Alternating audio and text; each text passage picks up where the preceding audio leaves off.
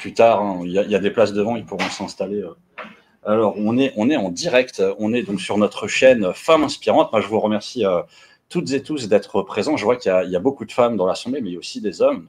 Donc, merci à vous. On est sur une nouvelle soirée Femmes Inspirantes dans le domaine du numérique. Et donc, ce soir, nous avons deux personnes qui vont nous parler de leur parcours. On a Amandine et on a Leïla. Ce qui est bien, c'est qu'elles ont toutes les deux mis une couleur différente pour pouvoir bien les distinguer. Alors, est-ce que ça va bien pour vous vous êtes bien installés justement dans ce fauteuil? C'est le cas. Super. Donc, on remercie encore une fois IARTSUP de nous avoir permis d'être ici ce soir. Et surtout, je crois que c'est la première fois qu'on est dans des conditions avec des fauteuils.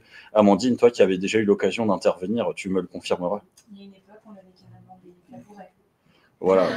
On peut quand même notifier une certaine évolution. Le standing monte. Tout à fait, chez Femmes Inspirantes. Super. La prochaine fois, on aura des fauteuils et il y aura aussi une personne qui viendra nous donner de l'eau. Parfait. Un peu comme à la télé. Alors, on est avec Amandine et Leïla. Donc, Amandine, toi, tu as un parcours un petit peu atypique, puisque tu as eu l'occasion de faire plusieurs choses. Est-ce que, en 3-4 minutes, tu peux justement nous parler de ton parcours personnel avant qu'on rentre plus dans le détail de ce que tu fais maintenant? Oh, oui, bien sûr. Alors, effectivement, un parcours assez atypique. Est-ce qu'il est encore atypique aujourd'hui? Je ne sais pas, puisqu'aujourd'hui, les parcours sont tout sauf linéaires. Moi, je viens d'une famille qui est issue d'un milieu assez ouvrier. Mes parents travaillent tous les deux dans le milieu de la restauration. Et mon rêve à moi, quand j'étais petite fille, c'était d'être Indiana Jones. Un rêve, somme toute, cool. Hein, et donc, j'ai conservé ce rêve-là pendant toutes mes années d'études, puisque après mon bac et après ma scolarité, puisqu'il faut savoir que j'ai eu une scolarité assez basique, avec des bulletins jonchés de mentions du type du potentiel, mais de la paresse, assez moyenne finalement, effectivement. J'ai finalement intégré une licence d'histoire de l'art et d'architecture, option archéologie à l'université de Strasbourg. On est en 2007, ouais c'est ça, en 2007. C'était il y a longtemps. Et c'était super. J'ai fait mes 2 premières années de licence. Et là, bam, accident de la vie, mes parents perdent leur resto. Et donc, il a fallu arrêter les études et travailler pour aider ma famille. Ce que j'ai fait, non pas sans frustration, je ne vous le cache pas. Donc, j'ai été tour à tour hôtesse de caisse, hôtesse d'accueil. Mais ce qui est bien dans le commerce, c'est que quand on est jeune et qu'on a la gagne, et bien en général, l'ascenseur hiérarchique marche assez vite.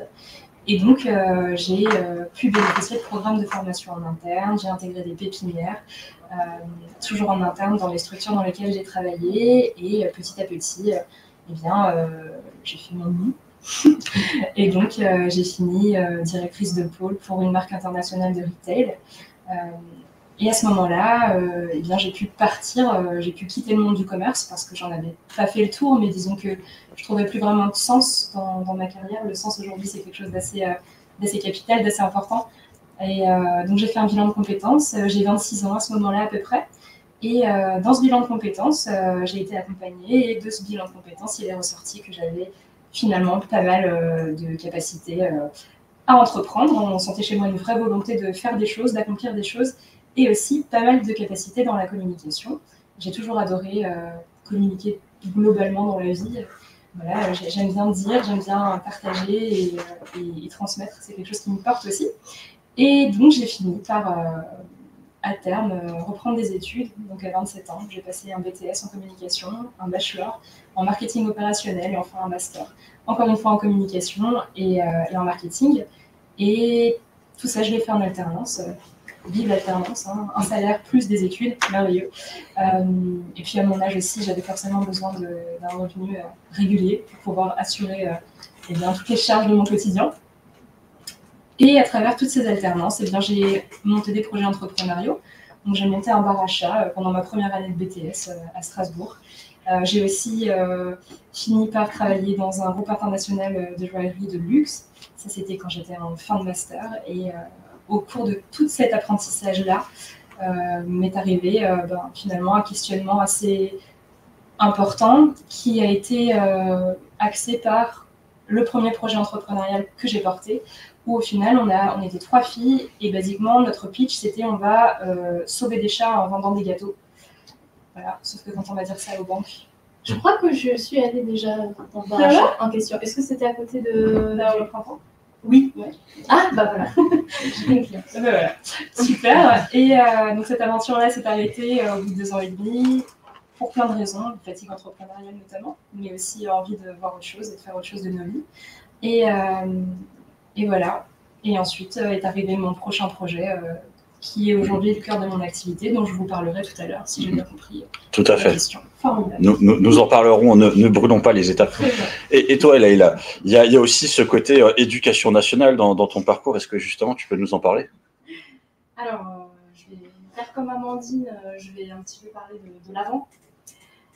Moi, c'est un parcours un peu plus chaotique que le tien. Ça aurait pu mal finir, on va dire, entre guillemets. Moi, mon père, c'est un immigré marocain qui est venu sans parler français en France, qui a rencontré ma mère qui est française de souche, on va dire. Et donc, ils étaient assez pauvres, on va dire, et j'ai vécu dans une cité jusqu'à l'âge de 8 ans. Donc, je pense que vous voyez un petit peu le tableau, l'avenir d'une petite fille qui se trouve dans une cité. La cité, c'est pas forcément l'endroit idéal pour les enfants. Disons que mon avenir n'était pas forcément promis à des succès florissants. Et donc, du coup, j'ai trouvé mon épanouissement dans l'école. J'étais une petite fille avec des troubles de la concentration, mais quand un sujet me plaisait vraiment, j'y mettais vraiment tout mon envie et vraiment réussir à avancer. Et les professeurs le voyaient et ils ont su exploiter ce côté-là. Du coup, j'ai pu intégrer les meilleures écoles de la ville grâce à mes résultats. Donc, j'ai eu des mentions, j'ai eu des bourses du mérite. J'avais vraiment un excellent niveau, même dans laquelle je me retrouvais avec des personnes qui étaient de milieux aisés. Du coup, il y avait vraiment une fracture sociale, mais en même temps, j'arrivais tout à fait à suivre autant qu'eux. Et ils trouvaient ça fascinant. Et donc, j'ai passé un bac S, donc des études scientifiques. J'ai fait une licence de maths, physique, chimie. Ensuite, j'ai fait un master MEF, master qui forme les professeurs d'éducation nationale. Je devais être professeur de physique-chimie. Finalement, j'ai décidé de ne pas travailler. Je crois que les conditions de travail étaient déplorables et pas fait pour moi. Moi, j'aime pas les cadres rigides. Et moi, j'ai besoin de liberté pédagogique. J'aime pas qu'on me freine dans ce que j'ai envie de faire. Voilà. Et donc, je me suis dit, je vais me mettre à mon compte déjà en tant qu'étudiante. Comme j'avais pas trop les moyens, je donnais beaucoup de cours de maths, de physique-chimie, de SVT. Niveau collège-lycée, je me suis fait repérer par des prépas sur Strasbourg, notamment. À la base, je ne suis pas originaire de Strasbourg, je suis née en région parisienne. Ensuite, à l'âge de 8 ans, on a déménagé dans le sud, où j'ai été 10 ans dans le sud de la France, du côté de Montpellier. Et ensuite, je suis venue à Strasbourg pour mes études, mais aussi pour mon mari, qui actuellement, ça fait 12 ans que je suis avec lui, qui est alsacien. Et l'Alsace, c'est chouette, franchement, c'est chouette. C'est la meilleure région. Je vais faire des euros. Et donc, j'ai fait mes études ici, mes études supérieures. Et donc voilà, j'ai donné des cours, je me suis repérée par des prépas, également privés. J'ai enseigné à Courgaillin, à Strasbourg. Je pense peut-être que vous connaissez l'école de médecine où j'ai été prof de maths. Donc, j'ai enseigné à des classes, des étudiants. J'ai eu aussi des remises à niveau scientifique. Et du coup, je me suis rendu compte que malgré... Donc, j'étais à mon compte aussi à côté. J'ai fait ça pendant 10 ans. Après que j'ai décidé de faire dans l'éducation nationale. Donc j'avais vraiment tout type d'élèves, des élèves dyslexiques, avec des troubles de la concentration, des élèves... J'ai eu des autistes, j'ai eu des surdoués, j'ai eu des élèves entre guillemets normaux. Vraiment, j'ai vu tout type de familles aussi, autant des familles qui n'avaient pas les moyens que des familles qui avaient les moyens. Les ambitions n'étaient pas les mêmes forcément en fonction du milieu social. Et je me suis rendu compte du coup qu'il manquait quelque chose, même en tant que prof particulier. Dans l'enseignement, il manquait ce côté ludique. Et c'est pour ça que j'ai décidé de créer Schooltopia, du coup, ma start-up. Donc, je suis dans le milieu du numérique. On utilise de l'intelligence artificielle, des parcours personnalisés avec des exercices interactifs. Il y a de la BD également. On va rentrer dans une histoire avec des personnages et on va avoir envie d'avancer et d'aider les personnages. Donc, on va avoir des cours totalement gamifiés avec des exercices par niveau, et tant qu'on n'a pas fini nos exercices, on ne peut pas savoir à la fin de l'histoire est-ce que j'ai aidé les personnages ou pas. Donc dans mon équipe, j'ai des illustrateurs, des artistes, des graphistes, voilà, on est une équipe d'une dizaine de personnes.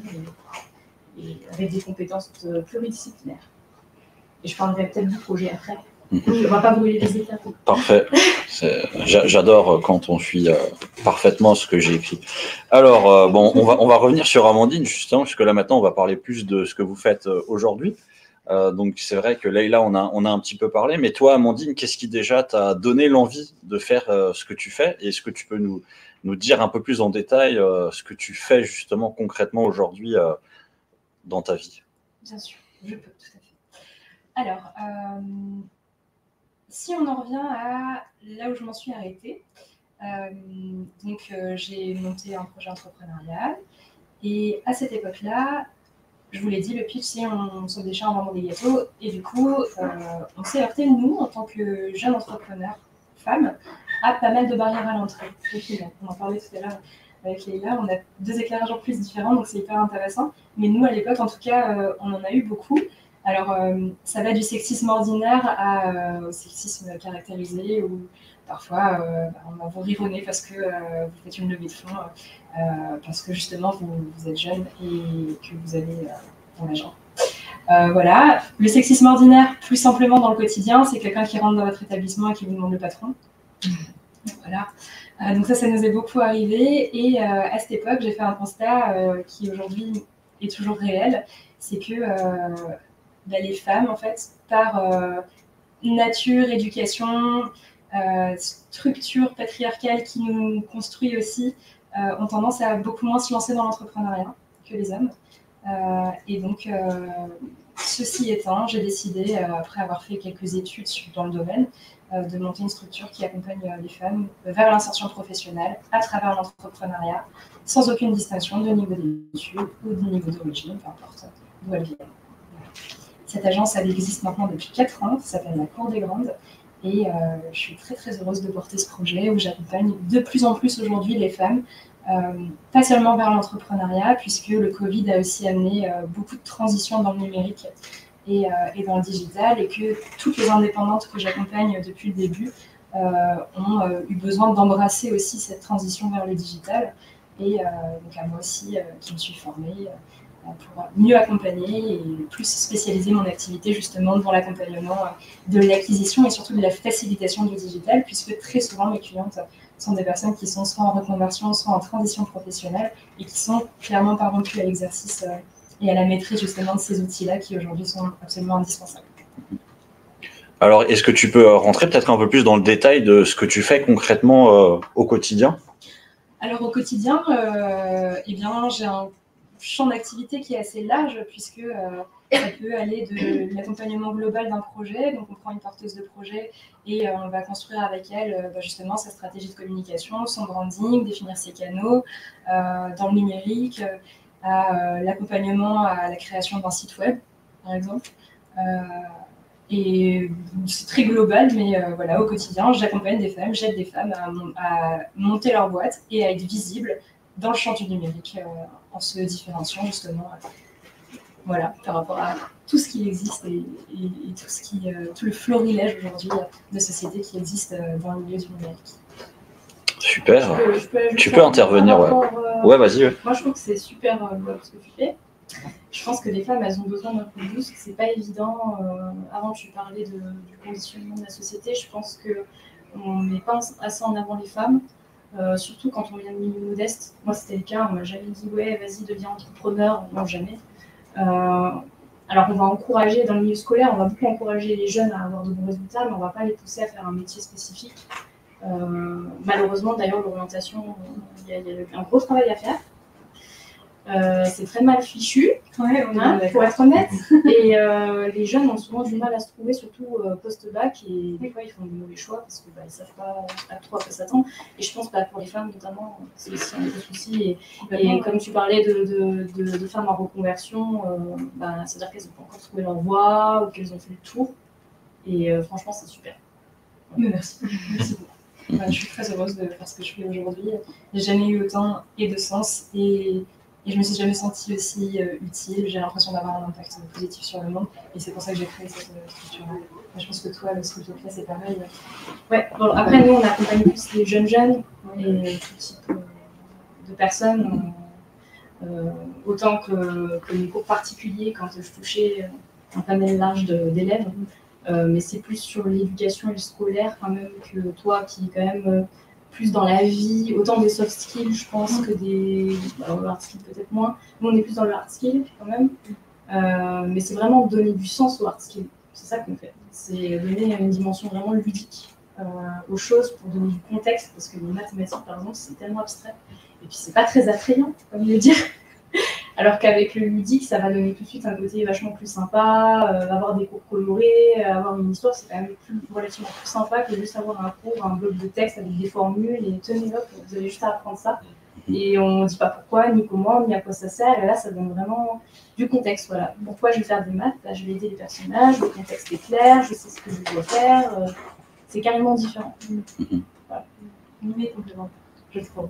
Complémentaire, et j'en parlerai parce que justement on va rentrer en partenariat avec l'éducation nationale, du coup que j'ai voulu fuir mais que quelque part je retrouve après, donc justement c'est ça qui va être intéressant, mais j'en parlerai. Bah justement j'allais rebondir sur toi, pour, si tu m'autorises à rebondir sur toi, évidemment. Bah, tu nous parlais de Schooltopia, donc tu nous as un petit peu évoqué la raison qui t'a poussé à te lancer là-dedans, mais comme pour Amandine, est-ce que tu peux dire justement concrètement qu'est-ce que tu fais au quotidien, et peut-être plus rentrer dans le détail de comment ça fonctionne, la gamification et autres, pour que les gens ils arrivent à s'imaginer le fonctionnement. Alors, comme j'ai dit, j'ai enseigné pendant 10 ans à domicile. Donc, avec mon associé, on a eu l'idée de Schooltopia ensemble, sauf qu'il n'est pas opérationnel dans la boîte aujourd'hui, c'est moi qui est opérationnel et c'est moi qui prends en charge tout. Donc je suis seule, mais il est toujours là en tant qu'advisor. Donc c'est en 2017 qu'on a commencé à réfléchir au concept. Moi je le faisais à côté de mon travail, c'était pas encore vraiment une boîte. Ça a mis du temps à se faire. J'ai recruté une équipe de bénévoles d'une dizaine de personnes qui étaient justement dans tout ce qui était gamification et jeux vidéo. Et donc il y avait des devs, il y avait des illustrateurs, il y avait des concept artistes, il y avait des modélisateurs 3D, enfin là-dessus, vous connaissez, je ne vais pas vous apprendre le métier. Et donc, on a décidé de faire un POC, donc une preuve de concept, un prototype, si vous voulez. Et on l'a présenté à CEMIA, du coup, qui est l'incubateur strasbourgeois par excellence. Et on a été accepté. Et le temps d'intégrer la structure, on a eu l'occasion de faire une formation avec une dizaine d'incubés. C'était une incubation collective sur 3 mois pour nous apprendre un peu les rudiments de l'entrepreneuriat. Moi, j'avais déjà fait mon bout de chemin parce que j'avais eu l'habitude déjà de manager une équipe, je les avais recrutés moi-même, j'avais eu mon bout d'expérience avant, mais je me suis retrouvée avec des personnes qui n'avaient pas encore d'équipe, qui étaient au stade de l'idée, qui n'avaient pas fait de prototype. Donc, j'avais quand même une longueur d'avance par rapport à ça. Mais il y avait d'autres aspects, bien sûr, que j'ai appris, tout ce qui pousse compta, tout ce qui pousse vraiment de la gestion d'entreprise que je n'avais jamais fait. Et du coup, on a participé à un jury à la fin de cette formation. On avait une trentaine de personnes. Il y avait des gens de la région, il y avait des investisseurs, des anciens entrepreneurs reconnus dans l'écosystème. Voilà, on avait un panel de gens qui étaient là pour nous juger. On a dû pitcher pendant 7 minutes et on a été pris pour l'incubation individuelle. Et du coup, après ça, j'ai créé la boîte en avril 2021, donc j'ai laissé passer le Covid. Parce que le moment où j'ai fait l'incubation collective, c'était en mars 2020. Donc vraiment en plein Covid, c'était un peu compliqué. Et donc j'ai créé en avril 2021 ma boîte. Ensuite, j'ai continué à travailler avec mon équipe. On a fait un prototype plus avancé. J'ai évité les termes de start-upper parce que vous n'êtes pas familiarisés avec ça. On appelle ça un MVP, Minimum Viable Product. En gros, c'est le prototype minimum pour commencer à vendre, grosso modo. Et on a commencé à avoir des clients.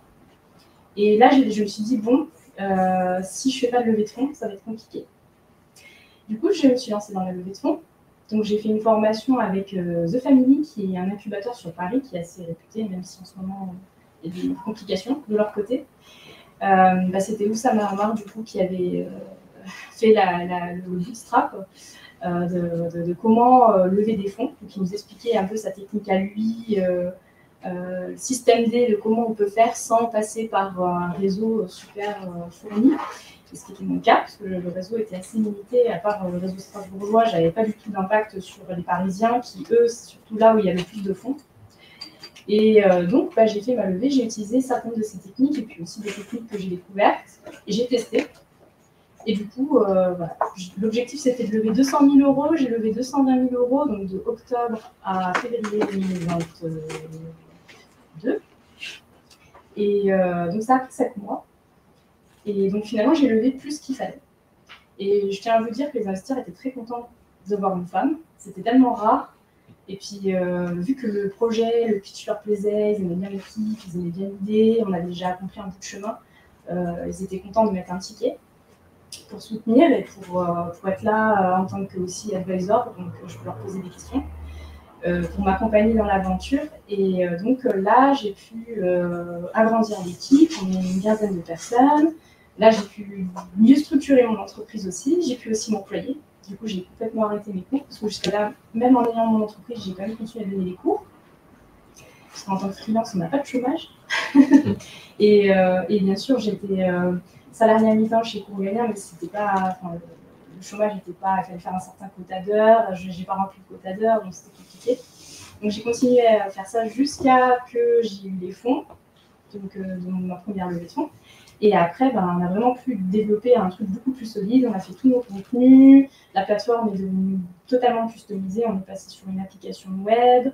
On a commencé à avoir beaucoup plus d'utilisateurs, payants, gratuits, les deux.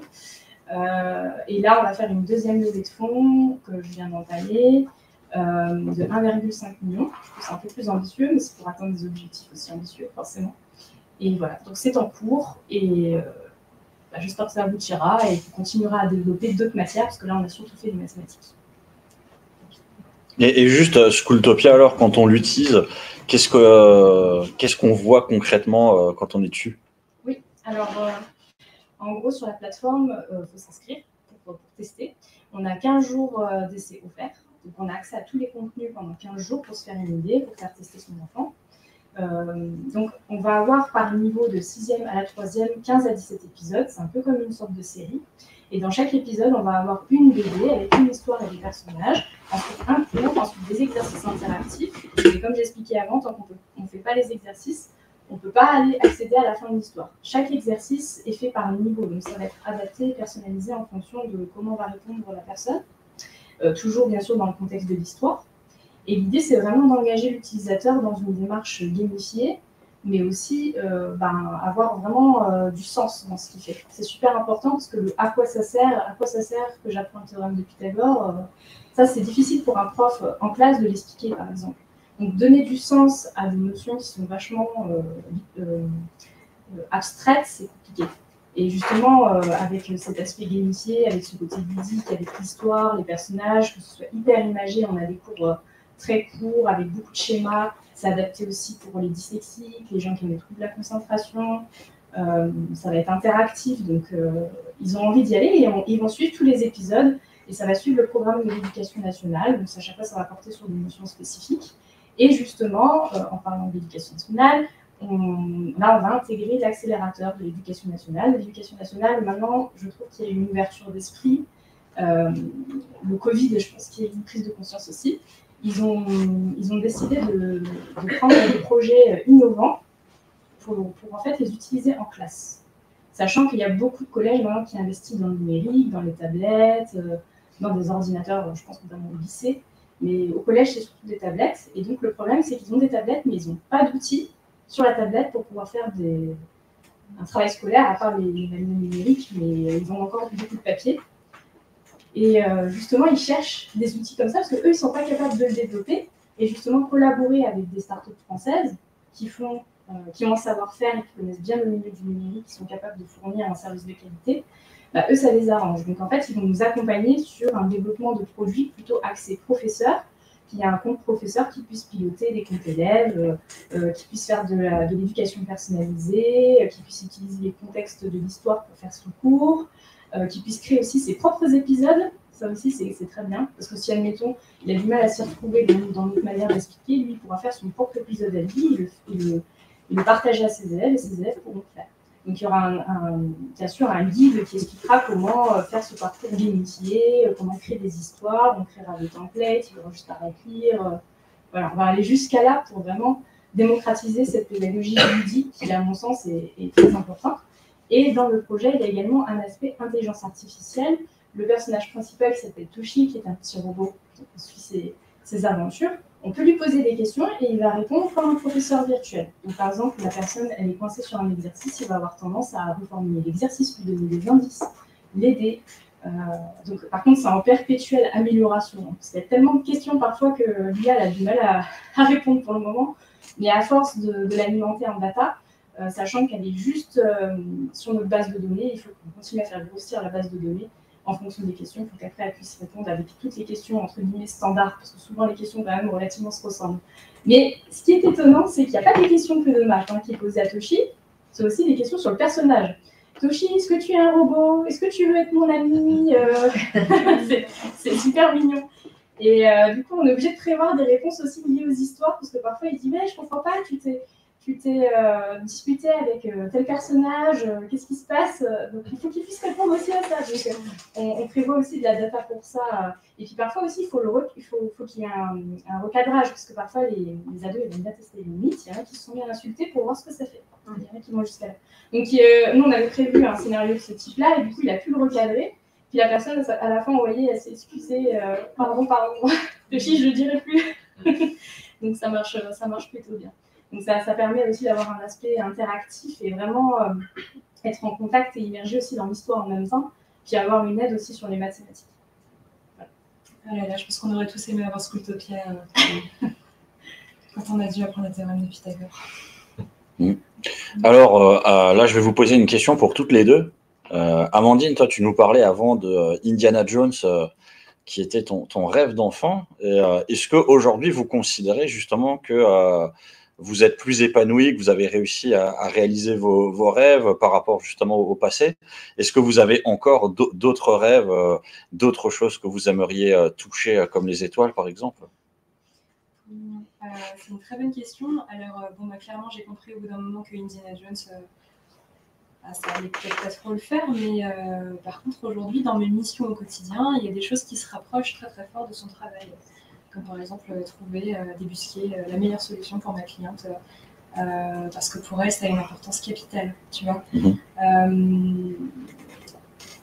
Il y a aussi ce côté, justement, d'être facilitante et d'avoir un impact positif sur la vie des gens, qui, pour moi, représente la singularité absolue aujourd'hui dans ma carrière, mais aussi toute sa valeur. Puisque aujourd'hui, dans mon activité au quotidien, je travaille en termes de taux horaire comme j'ai jamais travaillé avant. Je pense que pour ça, c'est pareil. Mais par contre, j'ai jamais été aussi équilibrée. Ma santé mentale n'a jamais été aussi bonne. Et je me suis jamais sentie aussi épanouie en fait dans tous les jobs que j'ai eu avant, même ceux où je gagnais bien mieux ma vie qu'aujourd'hui, puisqu'il y en a eu. Mais très clairement, ouais, je pense que, en tout cas, moi, mes objectifs de vie, là, en ce moment, j'ai l'impression de les avoir atteints. Est-ce que j'ai d'autres rêves que je souhaite toucher comme les étoiles? Oui, bien sûr, puisque j'ai commencé il y a maintenant 3 ans à enseigner. Tu vois, on a le parcours un peu inverse.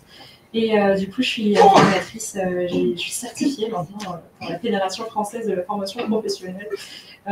Et c'est une grande fierté. Et donc, j'interviens dans des écoles supérieures du BTS au Master 2 sur des thématiques où justement, on va ouvrir des questionnements sur la communication des entreprises, le marketing. Et j'essaye, à ma toute petite échelle, d'amener ça de manière sympa, ludique et dans une bonne énergie. Puisque justement, j'ai connu moi aussi des années et des années d'enseignement en tant qu'élève où c'était pas forcément l'éclate, quoi. Voilà. Alors, juste avant qu'on passe à Leïla, est-ce qu'on s'éclate à IRTUP ou pas? Ah bah, globalement, oui. Hein. Ouais. On va demander à nos étudiants et à nos profs. Je pense que tout le monde s'éclate. De toute façon, dans les métiers de la création, si on ne s'éclate pas, on change de voie.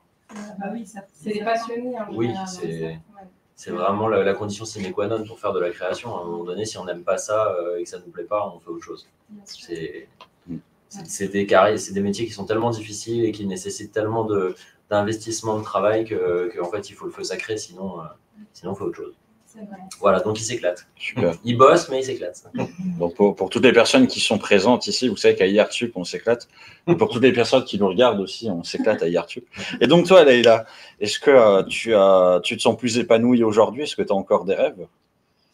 Alors oui, comme je vous disais, moi, je suis revenue de loin, on va dire, par rapport à mon milieu social. J'ai vraiment eu une certaine ascension, ça c'est sûr. C'est plus du tout le même milieu que j'avais quand j'étais petite. Donc il y a eu vraiment une évolution et je suis très contente de cette évolution.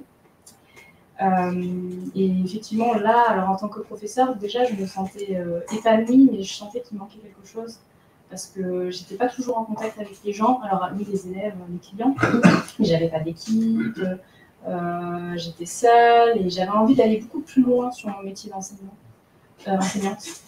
Notamment développer un projet plus ambitieux que juste donner des cours, parce que ça, il y en a déjà beaucoup qui le font, et apporter vraiment ma touche, parce que je parlais de liberté pédagogique, mais liberté pédagogique, il faut créer quelque chose, il faut faire quelque chose. Et j'ai toujours été dans cette démarche de création. En plus, à côté, j'ai toujours pratiqué le dessin, le côté artistique, même écrire des nouvelles, de science-fiction, je faisais ce genre de choses. Et donc je me disais que vraiment réussir à allier l'art et ce côté scolaire qui n'est pas toujours simple et évident à appréhender pour les élèves, je me suis dit il faut faire quelque chose, il ne faut pas rester les bras croisés. Et j'ai toujours eu ce tempérament assez indépendante. Je suis partie tôt chez mes parents, je suis venue à mes besoins toute seule très tôt, je donnais mes cours, mes études se passaient très bien, j'arrivais à allier les deux. Après, je me suis mis à mon compte parce que le salariat, ça ne me convenait pas. Exceptionnellement, chez Courgagna, j'avais vraiment un directeur hyper sympa et lui, il était très content d'embaucher les femmes. Et on était vraiment valorisés, mais c'est quand même rare.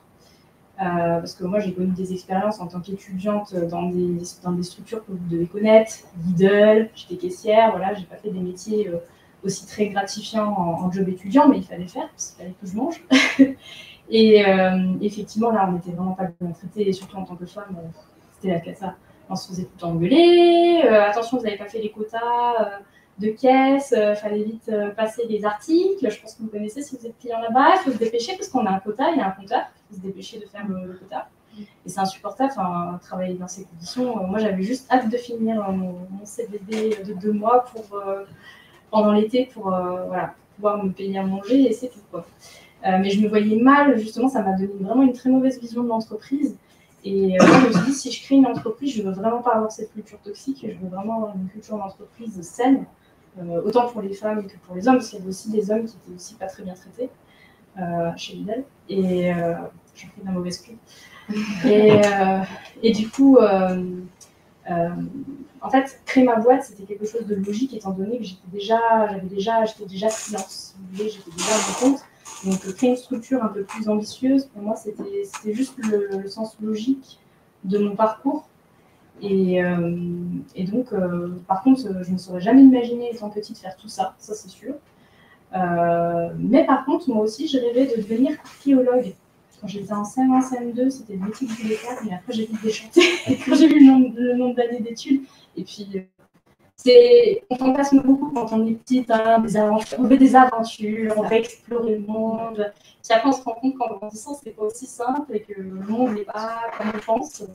Mais justement, en empruntant la voie de l'entrepreneuriat, on accède à ces aventures, justement. Mais c'est juste qu'elles sont différentes, elles sont plus matures, elles sont plus gratifiantes aussi, et ça apporte des choses pour les équipes, pour les choses qu'on produit, ça va apporter des choses aussi aux clients et aux gens qui vont consommer. Toi aussi, Amandine, tu as fait des choses par rapport à ça. Je me dis que dans notre société, le seul moyen d'avoir de l'impact, c'est soit passer par une association, ou alors d'avoir sa propre entreprise et essayer de faire des choses qui permettent d'apporter des choses aux gens, bien sûr en contrepartie financière, parce qu'il faut bien payer des équipes, il faut bien gérer la structure, on est obligé, surtout quand on a des investisseurs, il faut aussi rendre des comptes. Et oui. Donc, dans la société qu'on a créée actuellement, on est obligé effectivement d'avoir des entreprises pour faire évoluer le monde, mais aussi je pense que les associations sont bien sous-estimées. Je pense que justement on devrait développer, peut-être l'État devrait repenser le statut d'association. Je pense que ça devrait aller beaucoup plus loin, parce qu'à terme, avec la mécanisation et les intelligences artificielles qui remplacent les travaux, tout ce qui se passe en ce moment. La reconversion professionnelle, c'est pas toujours évident. Si les gens n'ont plus de travail, il faut qu'ils trouvent un sens à ce qu'ils font, et je pense que passer par le biais d'un milieu associatif beaucoup plus développé, tisser des liens humains et dans le présent, ça peut être très important pour les gens, ça peut donner du sens. Tout à fait, je suis tout à fait d'accord avec toi. Voilà. Alors, je rebondis sur ce que tu dis sur l'association. J'en profite. Donc, il y a une association qui s'appelle United People qui organise des soirées qui s'appellent Femmes Inspirantes. Vous êtes là, justement. United People, hein, ça s'écrit comme ça se prononce. Je vous invite à nous liker sur Facebook. Et Femmes Inspirantes, il y a aussi une page, c'est Feminist TV. Vous pouvez aussi nous liker. Il y a aussi la chaîne YouTube où vous pourrez retrouver toutes les vidéos. Merci pour cette magnifique transition que j'ai pu caser. Et après, sinon, au niveau des associations, avant qu'on continue, je fais une parenthèse. C'est vrai que si vous allez dans d'autres pays comme l'Angleterre, l'Allemagne, les États-Unis, le tissu associatif est beaucoup plus développé.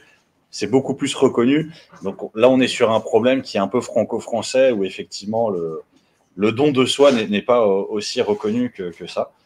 Mais je vous propose de continuer. Donc là, vous nous avez parlé un petit peu de votre parcours, de ce que vous avez fait, de ce que vous avez vécu, pour des gens qui aimeraient justement se lancer, qui aimeraient tenter alors l'entrepreneuriat ou qui aimeraient même tenter peut-être d'autres choses, comme tu l'as fait, peut-être de casser les murs autour d'elles, autour d'eux.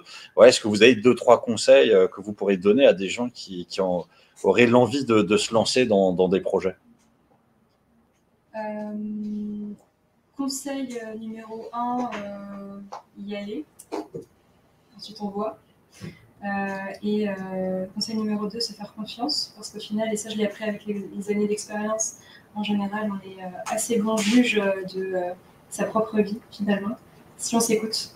Voilà. Toutes les fois où je me suis sentie pas alignée dans ma vie ou que je me suis sentie en quête de sens, c'était vraiment le cas. Et conseil numéro 3, même quand c'est dur, il ne faut pas lâcher. Parce que souvent, si on lâche pas, il y a la lumière au bout du tunnel. Et ça, c'est vrai. Je rebondis sur ce que tu dis, et tes conseils ont d'autant plus de sens dans le milieu des startups, parce que que 10% des startups qui réussissent sur le lot. Et en général, il y a une bonne partie qui ne dépasse pas le stade de l'idée et qui ne crée pas leur entreprise. Parce que les gens ont peur de se lancer, ils voient déjà l'échec tout de suite, et donc comme ils n'osent pas y aller, déjà ça ne peut pas se concrétiser, c'est sûr. Une idée n'a aucune valeur, je dirais moi, si je peux rebondir. Conseil numéro 1, même si vous avez une super idée, tant que vous ne l'avez pas concrétisée, ça n'a aucune valeur. Il ne faut pas avoir peur de se faire appliquer, parce que la mettre en... créer vraiment une structure, se lancer, recruter une équipe, gérer la chose, votre idée va beaucoup pivoter de toute façon. Et l'idée de base qu'on avait en 2017, elle a carrément changé. On était sur un jeu éducatif en réalité virtuelle. Vous voyez, on est parti de loin. Aujourd'hui, c'est une application web. Et le produit a énormément évolué avec les retours utilisateurs. On se rend compte que des fois, en confrontant une idée au marché, c'est pas toujours ce qu'on pensait à la base. Souvent, on a tendance aussi à beaucoup idéaliser l'idée. Et puis, quand on la confronte et qu'on met vraiment tout en œuvre pour le créer, on se rend compte que en fait, les gens, soit sont pas prêts, soit il faut changer des choses.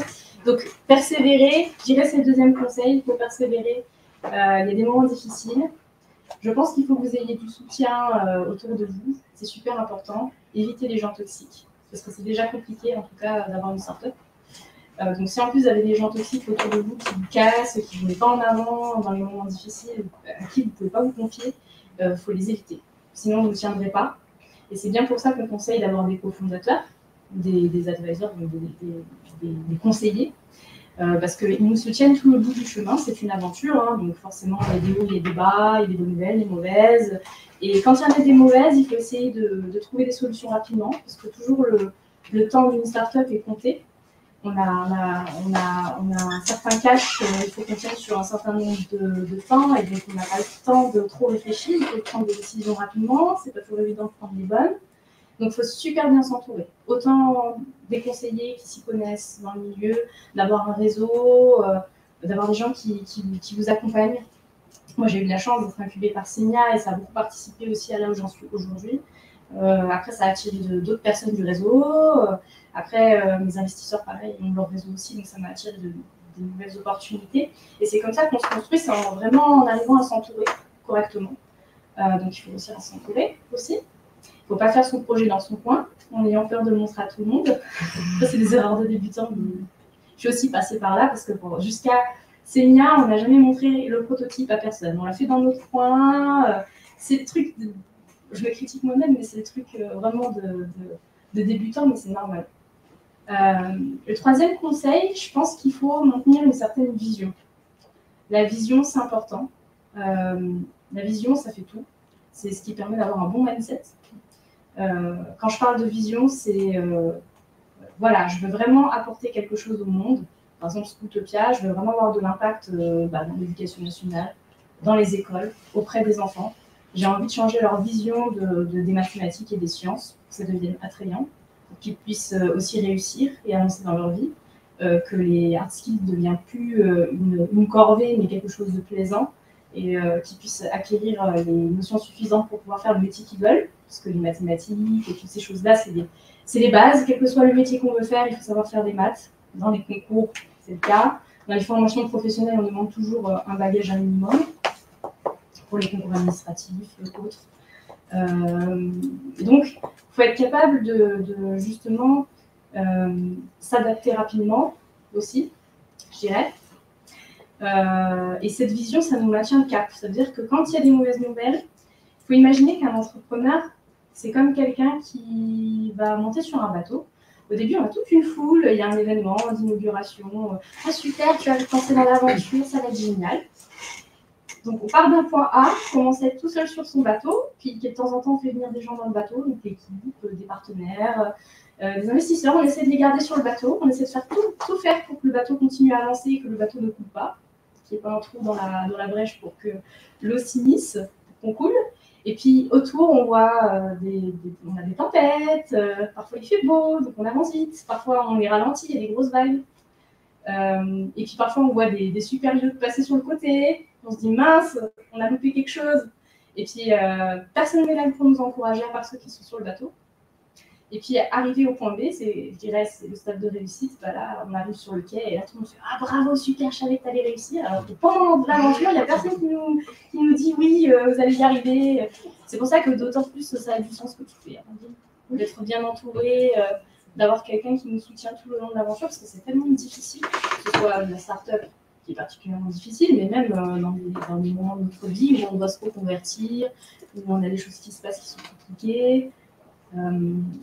Voilà, donc la vision, c'est très important. Oui, je suis tout à fait d'accord avec toi. Et moi-même, dans mon activité, j'ai aussi cette vision qui me porte. Et ce que tu dis, ça a beaucoup de sens. Notamment, elle est quand même douée pour raconter des histoires. Parce que le truc du bateau, j'y étais. C'est tout à fait vrai. Et cette métaphore du bateau, c'est complètement ça, quoi. Tu vois. Et ouais, la vision, c'est ça, t'es à la barre et c'est toi qui donne le cap. C'est ça, ouais, malgré les embûches et tout ça. Et quand moi, personnellement, j'ai de mauvaises nouvelles ou des accords commerciaux qui ne se font pas, ou ouais, ça peut arriver aussi. Hein, c'est les tempêtes. Exactement. Dans ces cas-là, je me dis que je suis au service d'un truc qui est plus grand que moi. Et c'est ça qui me porte aussi, bien sûr, au quotidien. Et ce qui est difficile au quotidien, surtout, c'est de gérer l'incertitude. Ça, c'est super compliqué. Parce qu'en fait, on ne sait jamais quand l'aventure va se terminer. On ne sait pas quand le bateau va couler. On ne sait pas, est-ce qu'on aura assez de jus pour arriver jusqu'au point B. Le jus, bien sûr, c'est l'argent. Hein. Est-ce qu'on va faire suffisamment de ventes? Ça, c'est des choses. Est-ce que l'équipe est heureuse? Est-ce que j'ai réussi à régler tous les problèmes? Parce qu'en fait, constamment, moi, je suis sollicitée toute la journée. C'est vrai que je ne vais pas raconter mon quotidien, mais moi, toute la journée, je suis sollicitée par les investisseurs, par l'équipe, par des partenaires, des gens qui me suivent, Sénia, mon leveur de fonds, des investisseurs qui sont intéressés d'investir dans Scootopia, des clients, les services clients. Aujourd'hui, je suis multicasquette, c'est-à-dire que je gère plusieurs choses à la fois, parce qu'aujourd'hui, on ne peut pas recruter une équipe de 50 personnes, c'est pas possible.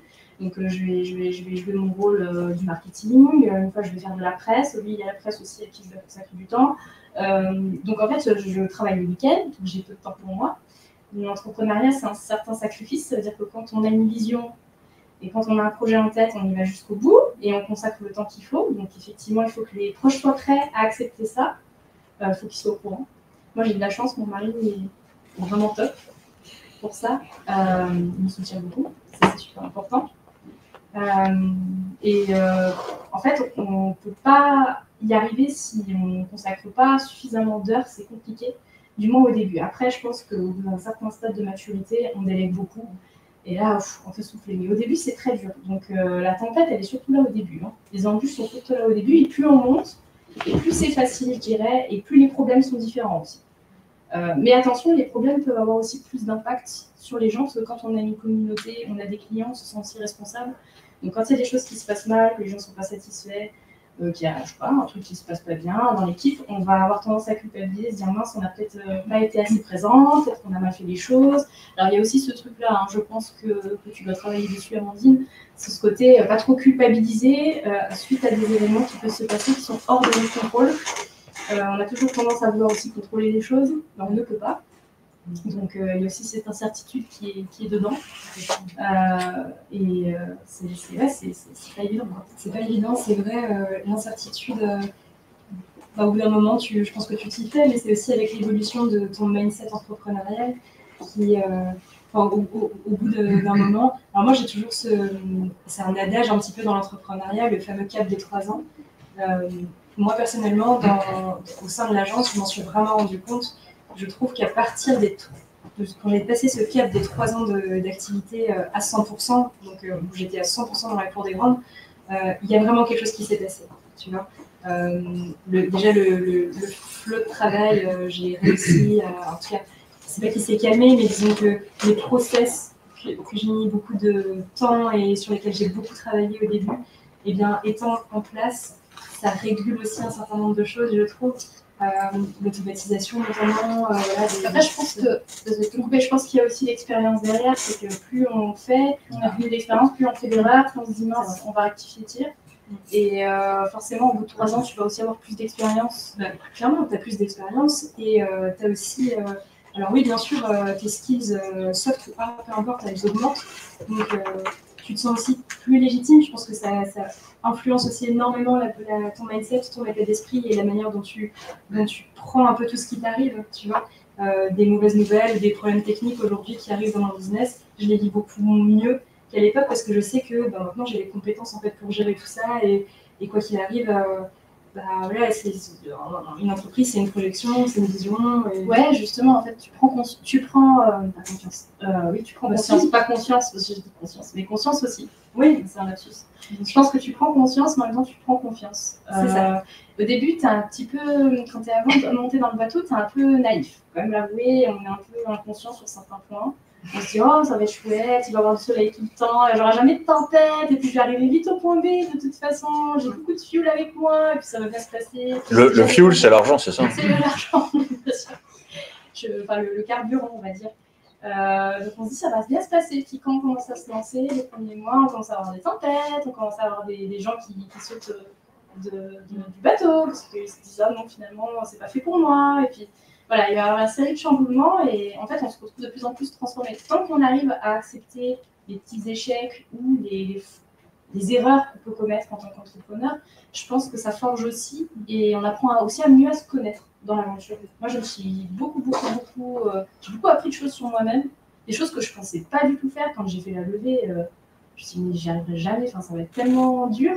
Et en fait, à la fin, j'ai levé plus que mon montant que je voulais. Donc, je me suis dit, c'est quand même possible. J'ai persévéré, c'était pas facile de les convaincre, mais voilà, ils sont là aujourd'hui, là pour moi, et ça c'est une satisfaction. On se dit, bon, je suis arrivée à ce stade-là, donc je suis capable d'aller encore plus loin. Je peux être encore plus ambitieuse, je peux mettre la barre plus haut. Et il y a ce côté, de se mettre les bons objectifs aussi. Pas se mettre la barre trop haute, mais aussi pas trop basse. Et ça, c'est en apprenant à se connaître et en faisant son expérience, autant sur les échecs que les réussites. Complètement, tout à fait. C'est un équilibre à trouver, je trouve. Entre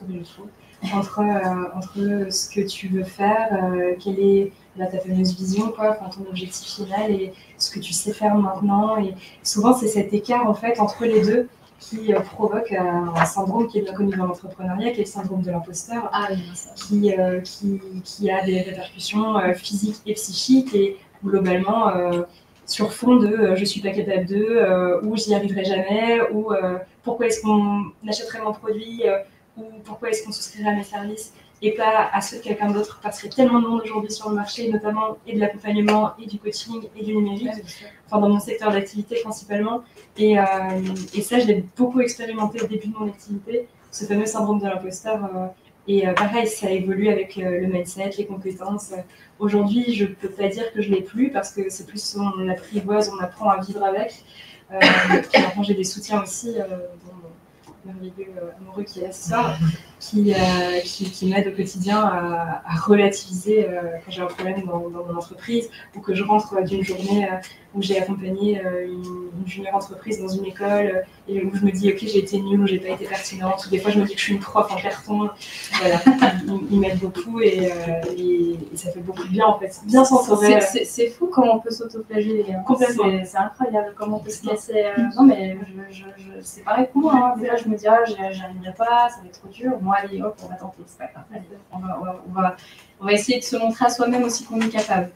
Mais cette remise en question, je la trouve aussi parfois salvatrice quelque part, tu vois, ou en tout cas productive. Parce que si tu ne te remets jamais en question, tu n'avances jamais bien non plus. Enfin, oui. Si on était, c'est juste qu'il ne faut pas avoir faut avoir suffisamment confiance aussi. Il ne faut pas que ce soit trop bas non plus. La jauge, on va dire. Et malheureusement, la jauge, elle n'est pas continue, quoi. Il y a des jours où je me sens au max de mes performances et où je me dis que je vais révolutionner le monde du digital et que je vais ouvrir une école pour les femmes, qui est d'ailleurs ma vision à long terme, c'est d'ouvrir une école pour les femmes, pour permettre l'accession à l'entrepreneuriat. Et j'aimerais aussi travailler sur l'entrepreneuriat étudiant qui aujourd'hui est très peu développé dans les écoles. Dire aux jeunes, c'est le message aussi que je porte un peu dans les écoles où j'interviens aujourd'hui, donner aux jeunes, ou en tout cas leur dire, délivrer ce message que il n'y a pas que le salariat qui existe en fait, et qu'il y a d'autres voies possibles. Vous pouvez aussi, en début de carrière, choisir d'être indépendant, quoi. Voilà, déconstruire en tout cas ce carcan de tu fais des études, tu passes un master, tu trouves un job, et tu achètes une maison, tu as 2 enfants et un labrador. Ouais. C'est un peu vrai. Mais je pense que c'est en train de changer. La jeune génération, elle a envie d'avoir de l'indépendance. Complètement. Ça se voit et on est dans une déconstruction de la jeune génération par rapport à tous ces modèles qui existaient il y a encore 40-50 ans. C'est vrai, tout à fait. Le Labrador, effectivement, c'est les années 60. Mais à l'époque, c'est tu as une maison, un Labrador, une cuisine et tu fais le manger. C'est ça. Alors, moi, je vous remercie d'avoir partagé vos parcours. Je vois que dans la salle, il y a des gens qui ont des feuilles et des stylos. Alors, je ne sais pas si vous avez pris enfin, si vous avez des questions en tout cas, mais est-ce qu'il y aurait des questions dans la salle pour nos intervenantes? Là, je vois une main verte se lever. Vas-y. Ce serait une question pour Leïla.